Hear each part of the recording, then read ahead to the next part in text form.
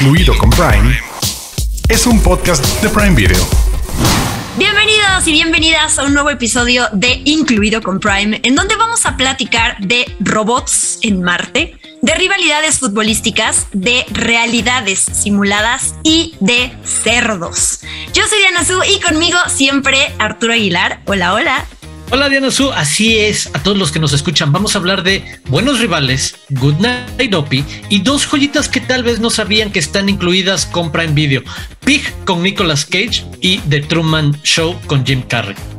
¡Woohoo! Como siempre también tenemos nuestras Prime News y recuerden que además de escucharnos ya pueden ver este podcast en video en YouTube. Buscan el canal de Amazon Prime Video Latam en la lista de reproducción de YouTube y ahí nos encuentran todos nuestros episodios. Así que comenzamos. Los de casa. Obviamente seguimos con el tema del momento, que es el Mundial, y por eso les traemos una nueva recomendación, un nuevo estreno que tiene que ver con esto, que es Buenos Rivales, que estrena en Prime Video el 24 de noviembre. Buenos Rivales es una serie documental de 3 partes sobre la rivalidad entre México y Estados Unidos en el fútbol y cómo esto se extiende a otros niveles. Pero yo, antes de pasarle la palabra a Arturo, quería mencionar algunas de las rivalidades pues más importantes e icónicas del fútbol, que tú, Arturo, ya me dirás si estoy bien o mal. No podré saber tanto, no sabré tanto de fútbol, pero sí me suenan estos equipos y sí sé que cuando se reúnen a jugar es como ¡pum! Estalla y se puede poner muy fea la cosa. Oh, sí. Argentina-Brasil, los primeros en mi lista. Barcelona-Real Madrid. Por supuesto. River-Boca. Definitivamente. No sé si Milán-Juventus sería uno o está un poquito más abajo de la lista. Un poquito más, quizás Milán-Inter, que es un clásico de una misma ciudad. Los dos equipos están en Milán. Podría moverse por ahí, sí. Y obvio, América-Chivas. Oh, definitivo. Sí, señor. El gran clásico, la gran rivalidad nacional. Sí, creo que es una manera de entender cómo hay otras grandes rivalidades en el plano internacional, como empezábamos con Argentina-Brasil, no se diga. Y bueno, está la rivalidad México-Estados Unidos, que es lo que se plantea en esta serie documental. ¿Qué te interesaba, a ti como gran fan del fútbol, qué te interesaba descubrir en esta serie documental? Creo que lo interesante para los apasionados en este tema y quienes probablemente o casi puedo asegurar se acuerdan por completo de estos partidos o de estos momentos es poder tener acceso a la intimidad de esos momentos y a los protagonistas de esos momentos. Sabes, escuchar a Landon Donovan, a Rafa Márquez, a muchos seleccionados nacionales, a muchos directores técnicos hacer una reflexión a la distancia de qué significó estar ahí en esos minutos, cómo se sentía en la cancha. O por ponerles un ejemplo, hay un momento en el segundo episodio de estos 3 en el que hablan sobre ese punto de inflexión en el que por primera vez en la historia de esta rivalidad Estados Unidos logra ganar en el Estadio Azteca, por ejemplo, algún momento así importante, relevante, pero que te dicen cómo se vivía desde adentro, cómo se preparaban, con acceso a muchos de estos videos y materiales de cómo vivían en las concentraciones.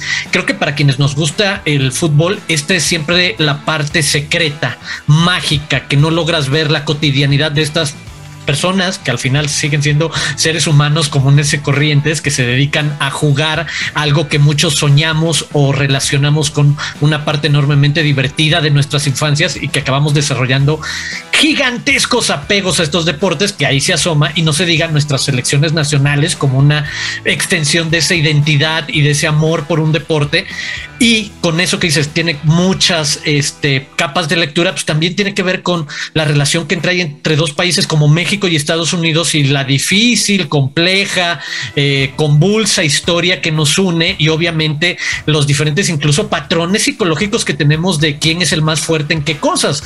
Durante muchos años el único que destacábamos o les podíamos asegurar ganar era en lo futbolístico, y qué significa también en algún momento verte genuinamente superado por su enorme evolución y crecimiento y talento. Es una serie que da espacio para todos esos puntos de la mano de todos ellos, que creo que es como el punto de entrada de, lo platicamos tú y yo, el de para ti era ver a Rafa Márquez, platicar de todos esos momentos. Sí, voy a dejar aquí que Rafa Márquez era mi crush. cuando era más joven y tenía sus recortes del periódico y era un crush nivel, ¿qué se puede decir? Nivel 2, no nivel 1, pero sí nivel 2. Y eso es lo que me gusta del documental, que ya dijiste tú, vamos a explorar las diferentes capas y niveles de esta rivalidad, no solo en la cancha, sino a nivel social y a nivel político, pero no está contado con un enfoque histórico, ¿no? De en 1990 y tantos esto pasó en el país vecino y acá en México estábamos de esta manera, sino todo es contado a través de las voces de Landon Donovan y de Rafa Márquez. Y entonces ellos, a partir de su historia de vida, que te platican dónde nacieron, sobre cosas que vivieron en la frontera, en ellos se crea también esta rivalidad del abuelo de Rafa Márquez, por cosas que le pasaron, por qué generó en Rafa Márquez también esta rivalidad con ese país antes de jugar contra ellos fútbol. Y eso está padre porque es un ángulo diferente, ¿no? No es la parte de ven a leer el libro de historia y aprende de la rivalidad de estos países a nivel histórico, sino es que es a partir de las voces de ellos. Cuando mencionan, Arturo, que en algún punto México era superior a Estados Unidos en la cancha y que eso lo aprovecharon durante varios años hasta que ya no, pues entiendes también por qué duele tanto cuando lograron en otro aspecto más de la vida en lo que Estados Unidos es esta potencia, pues también ganar a nivel fútbol. Entonces yo no soy la más fan del fútbol, pero entiendo los corazones rotos que ha generado que México pudo haber ganado tantas cosas hasta que se perdió esa buena racha también.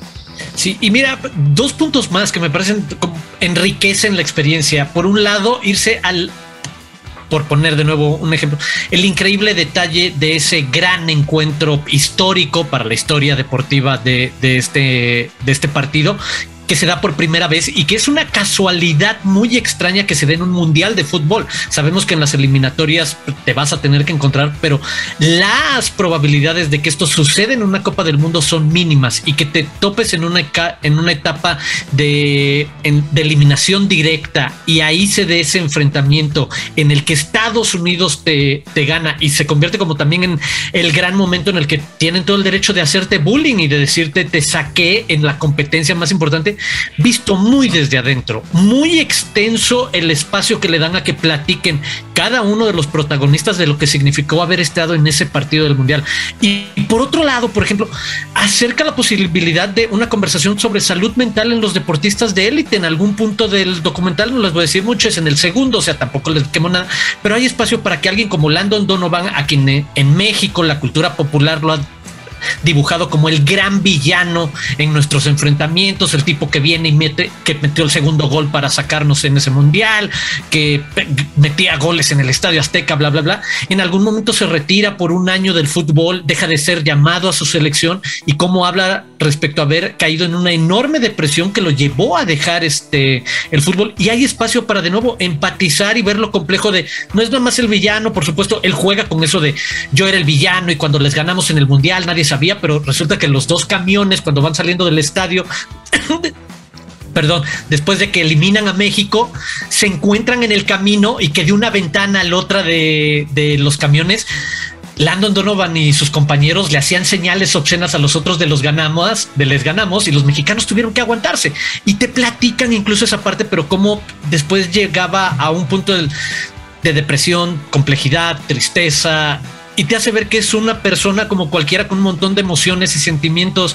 Eso no lo ves, creo, en todos los documentales y que se mueve. Entonces creo que por ese lado puede ser atractivo incluso para gente que quiere descansar un poquito del mundial y los partidos, y obviamente participar en todo este asunto desde otra parte de una experiencia de 2 selecciones que van a estar en el mundial.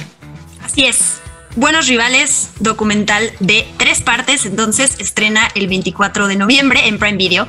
Y vamos a hablar de otro estreno, vamos a pasarnos a la parte tierna y dulce de una historia que hizo llorar a Arturo. Sí. Eso ya es importante de destacar. Todavía no vayas a contar porque lloraste, pero ahorita vas a platicar. El documental se llama...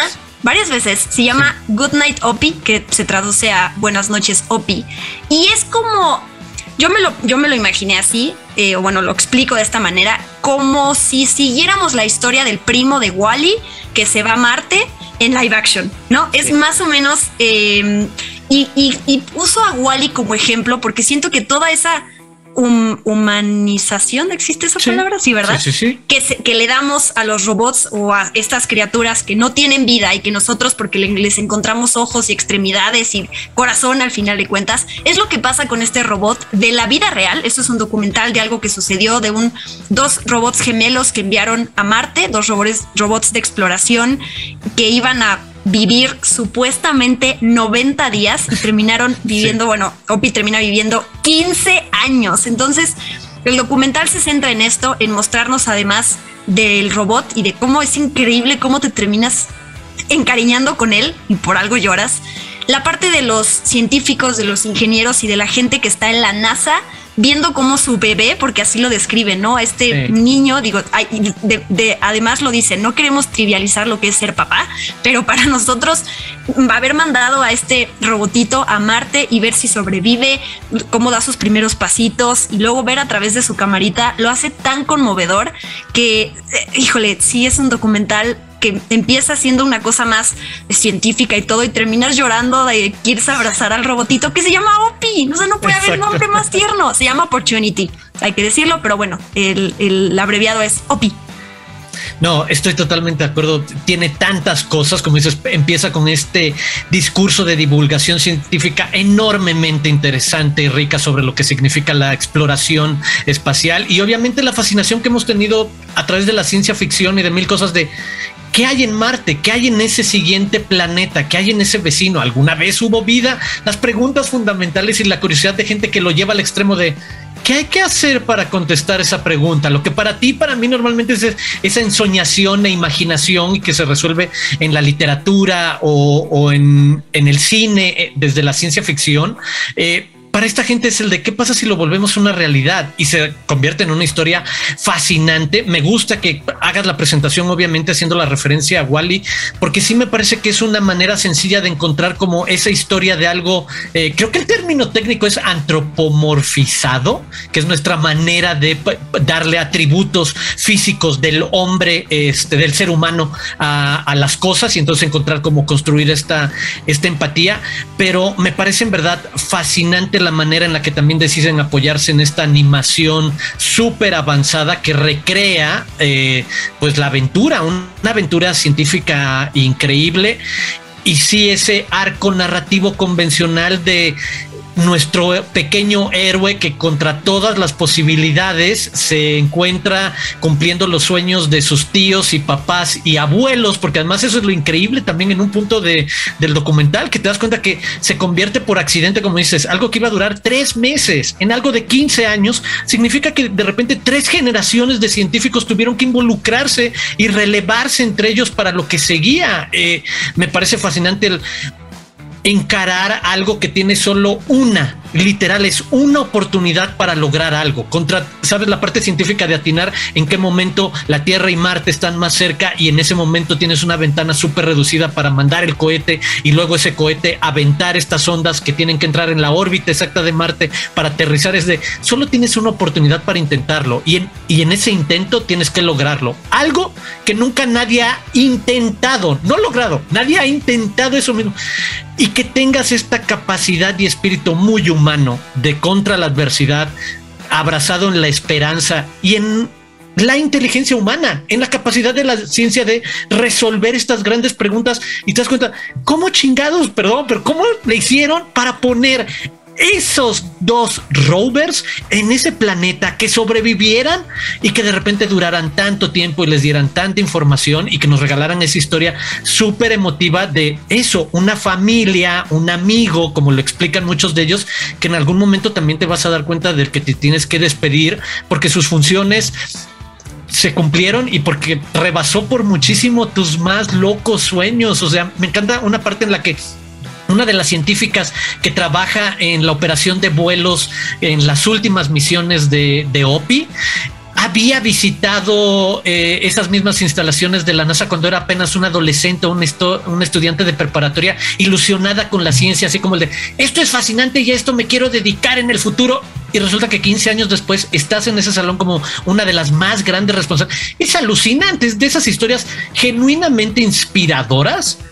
y que está basada en una historia mega real. O sea, y saber que esos fueron los primeros pasos de una misión que continúa hoy en día a través del Perseverance. Y para quienes tengan curiosidad, hay otro documental en Prime Video, El viaje de Curiosity, que es la hija de Opie y Spirit, su hermana que cayó también en Marte y que es como el siguiente escalón en esta misión en Marte. Como se pueden dar cuenta, estoy muy emocionado porque ese documental me viajó en la parte de ideas de lo que logra la mente humana a través de la ciencia y de trabajar y de calcular números imposibles y de la esperanza y de contar una historia bien bonita y empática, que creo que eso puede enganchar a mucho más público que decirles nada más es un documental sobre la NASA y el súper logro científico que lograron por poner a un robot en la superficie de Marte. Es mucho más que eso. Good night, Opie. Muchas gracias. Buenas tardes, buenas noches. Estás muy emocionado. Vas a adoptar a Opie. Si pudieras, ya lo habrías hecho. No, creo que además de todo esto que platicas, está bien padre que aprendes cosas técnicas en el camino, ¿no? Esto de que cuando lanzaron a Opie y a Spirit se tardaron 6 meses y medio en poder aterrizar en Marte. Las peleas que ves, bueno, peleas lindas, ¿no? Que ves en la NASA, por ejemplo, que tienes a los científicos, que ellos, pues ya que tienes al robot ahí, quieren que el robot explore, que se ponga a recorrer el lugar, y los ingenieros que dicen por otro lado, digan, espérense, el robot es diseñado para cumplir ciertas cosas. No puede hacer eso. Va a caminar lento, no puede hacer todo lo que quieran. Entonces, todas esas discusiones en las que no tendríamos acceso si no fuera por un documental así, puedes escucharlas y los ves llorar y los ves reír de felicidad y de orgullo de su robot.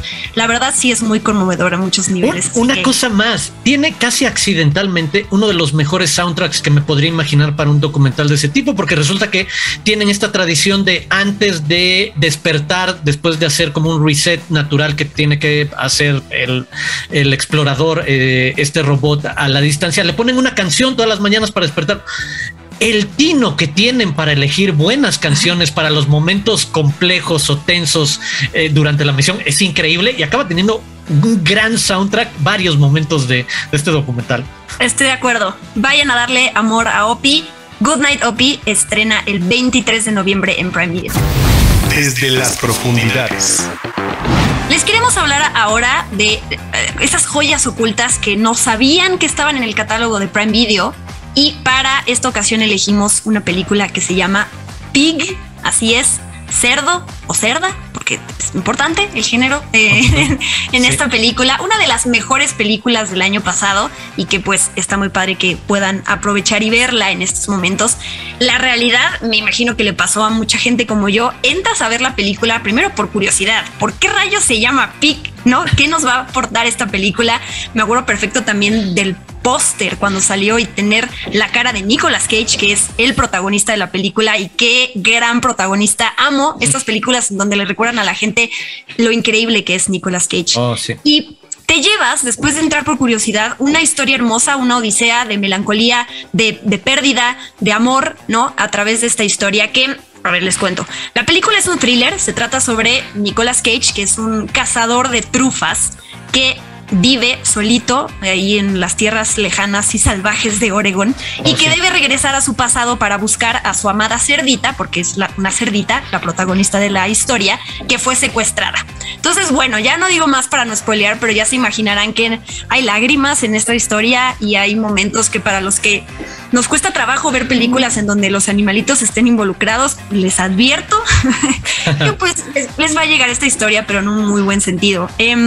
¿A ti qué te gusta de Pig? ¿También es de tus películas favoritas del año pasado? Sí, me gustó mucho. Me parece un guión y creo que este bloque precisamente se va a distinguir por guiones enormemente originales y creativos y aproximaciones súper distintas a lo que te puedes imaginar, de nuevo, de como tú describías, de premisa de una historia y a dónde te puede llevar este camino de Nicolas Cage tratando de recuperar a su cerdita, yendo a Portland a buscarla después de que es secuestrada. Y sí, cómo se trata de esos viajes muy personales, introspectivos, que tienen que hablar más sobre la melancolía como camino o herramienta hacia la redención, hacia perdonarte ciertas cosas, hacia hacer las paces con otras. Y creo que también me subo en lo que dices, porque creo que de eso también creo que es el gran pool de Pig.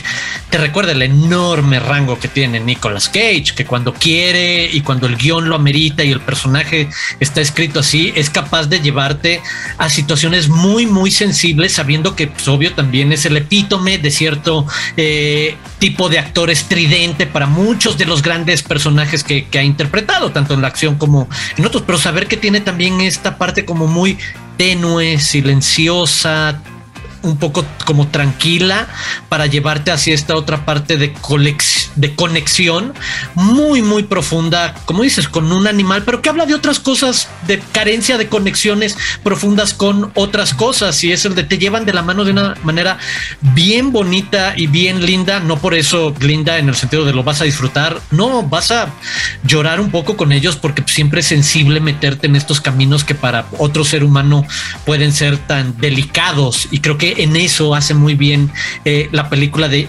llevarnos y ponernos en esa situación y hacernos construir una enorme empatía con ese personaje que puede ser excéntrico o extraño, y preocuparte por lo que siente, y eso siempre hay que agradecérselo o reconocérselo a una película, y Pig lo hace. Pig lo hace, además, no solo la historia de esta cerdita, sino también, y como dices, a nivel originalidad, conocer la historia y la importancia de las trufas, ¿no? Sí. Porque yo el mercado negro de las trufas. El mercado negro. En mi modo ignorante, primero yo dije como una trufa antes de investigar que es un cuerpo fructífero de un hongo. Yo me imaginaba un chocolate. O sea, literal. No, pero los chocolates normalmente vienen con trufas o sí. Claro, pero yo me imaginaba ya el procesado, ¿sabes? Sí, o sea, la barra de chocolate que va a encontrar el cerdito ahí, que es lo que importa, que por qué necesitas tener a un cerdito que esté entrenado para hacer estas búsquedas. Pero bueno, para quien tuviera la necesidad de saber qué es esa trufa y que no supieran, eso es lo que pasa. Y a mí me gusta mucho también, y quiero, cada vez que hablamos de Nicolas Cage en este podcast, le voy a echar flores, como con el peso del talento que ya hablamos hace poco y con esta, porque, y esto va ligado, puedo pasar a mi siguiente recomendación de una vez, nuestra siguiente, perdón. Por supuesto. Que es, lo ligo con Nicolas Cage, porque pasa que a veces uno se casa con una faceta de un actor, ¿no? Y que cuando no conoces el resto de la filmografía de alguien, no sabes qué tanto te puede dar a nivel interpretación y actuación. Y me refiero también a Jim Carrey, porque vamos a platicar de The Truman Show, esta joya que también está en la plataforma de Prime, y que a mí me sucedió con esta película, es que yo había visto otras cosas de Jim Carrey antes. No todos vemos en orden a nivel cronológico conforme van estrenando las películas. Y yo conocí al Jim Carrey del Grinch y al Jim Carrey de Todopoderoso y de Dumb and Dumber. Exacto, sí, de Mentiroso también. Entonces, claro, cuando alguien me recomienda The Truman Show, que de hecho tiene algunas películas posteriores y anteriores de las que mencioné, pero pues yo no conocía esta faceta de Jim Carrey, ¿no? Y ver esta película y encontrar esa otra, justo faceta de Jim Carrey a nivel actoral, me abrió también el panorama a no juzgar nunca a un Adam Sandler, por ejemplo, que a veces está casado con la comedia, pero tiene otras cosas para dar. Y bueno, The Truman Show es la historia sobre un vendedor de seguros que descubre que toda su vida en realidad es un reality show de televisión con cámaras ocultas y en donde sus vecinos son en realidad actores que están desempeñando un papel.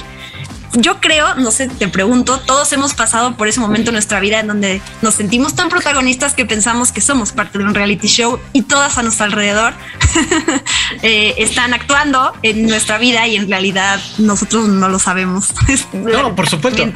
No, es una de las maneras básicas en las que el ser humano psicológicamente trata de hacerle sentido a la vida y a seguir adelante, a que eres el protagonista de cierta historia que tiene sentido que sigamos adelante, y para eso necesitamos creer que hay una observación, que hay otro interesado o a quien le importa ver esta historia.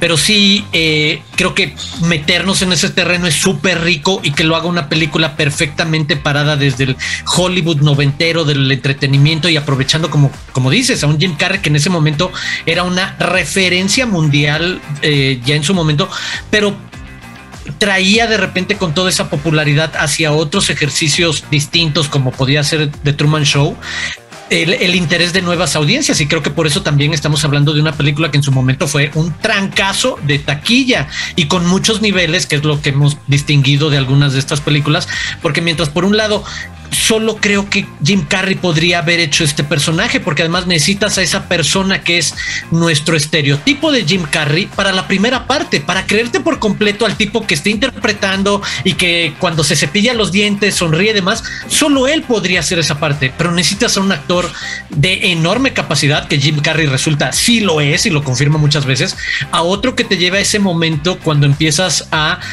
contradecir o cuestionar lo que te mostraron y empieza a notar esos pequeños detalles de ¿por qué cuando se cerró ese elevador había como un segundo fondo? ¿O por qué cierta cosa se repite? ¿O cómo se empieza a romper esa realidad? Y él tiene el rango, de nuevo ahorita como lo platicamos con Nicolas Cage, y lo hiciste increíble el puente de cómo funcionan muy bien ellos dos para hacer esto, porque en esa otra de parte Truman Show es lo que te preocupa sobre lo que Truman está pasando y sobre el desconcierto enorme y tristeza que debe de ser de repente darte cuenta que fuiste el producto de una maquinación intelectual de entretenimiento para divertir a las masas, y que todo ha sido montado y que toda tu vida es una farsa.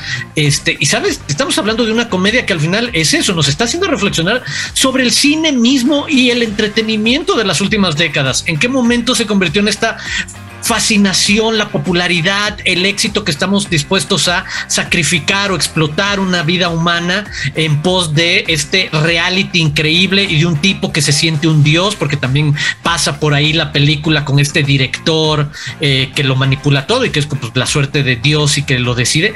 Wow, es como el de, oye, ahí hay un pequeño espejo a lo que nosotros también como consumidores de entretenimiento, y que lo sabemos después con toda esa generación de realities, alimentamos alrededor de estas cosas. Y es una película que en el 98 ya nos ponía eso en la mesa de discusión, de la mano de un actor entretenidísimo con una historia súper bien hecha y cautivante, y regresando a mi primer punto, enormemente original y creativa, el de, mira, es la historia de un tipo al que encerraron toda su vida y hemos estado siguiendo toda su vida por televisión.